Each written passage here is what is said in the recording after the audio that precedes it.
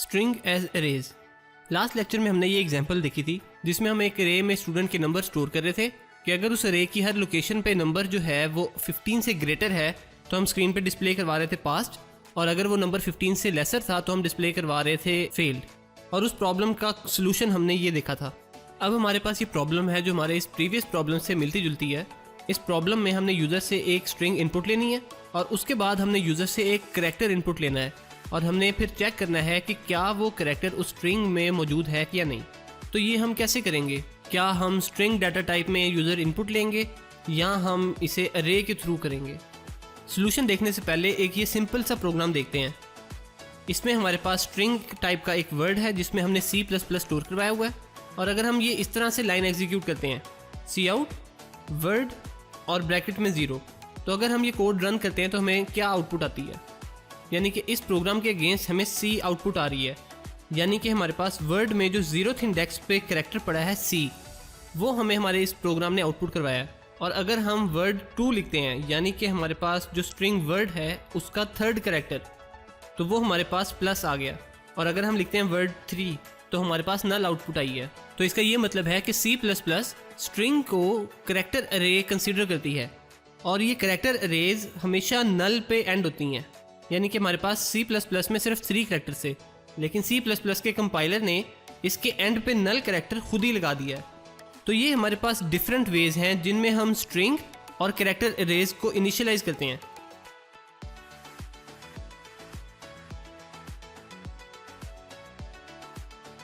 और इनमें से ये फर्स्ट 2 इजी वंस हैं जो हम यूजुअली यूज़ कर रहे होते हैं। और ये हमारे पास डिफरेंट वेज हैं जिसमें हम स्ट्रिंग या करैक्टर अरे को स्क्रीन पे डिस्प्ले करवा सकते हैं।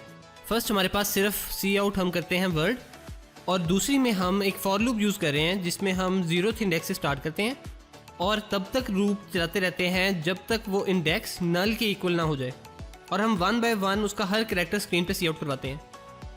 तो इन दोनों मेथड्स के रिजल्ट में हमारे पास आउटपुट ये आती है, और इनपुट हम दोनों में सेम उसी तरह से ले सकते हैं जैसे हम ऑलरेडी लेते आए हैं। तो अब हम अपनी एग्जांपल पे वापस आते हैं। इसमें हमने क्या करना था, हमने यूज़र से एक वर्ड इनपुट लेना था, उसके बाद हमने एक करैक्टर इनपुट लेना था और चेक करना था कि क्या वो करैक्टर उस वर्ड में है या नहीं। तो इस प्रॉब्लम के अगेंस्ट हमारे पास सोल्यूशन ये स्क्रीन पे आप देख सकते हैं। तो इसमें पहले हमने एक बूलियन टाइप का चेक फंक्शन लिखा है जिसमें हम वर्ड और लेटर इनपुट कर रहे हैं, और हमने एक बूलियन टाइप का इज फाउंड वेरिएबल डिक्लेयर किया है जिसे हम फॉल्स स्टोर कर रहे हैं।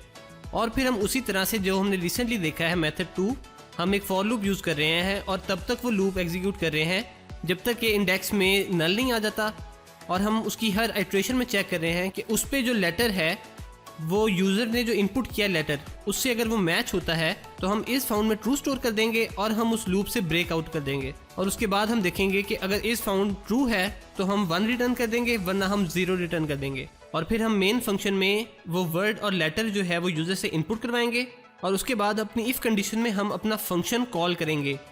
अगर वो फंक्शन ट्रू रिटर्न करता है तो इफ़ की बॉडी एग्जीक्यूट हो जाएगी और हम यूज़र को डिस्प्ले करवा देंगे लेटर इज़ फाउंड, और एल्स में हम उसे डिस्प्ले करवा देंगे नॉट फाउंड।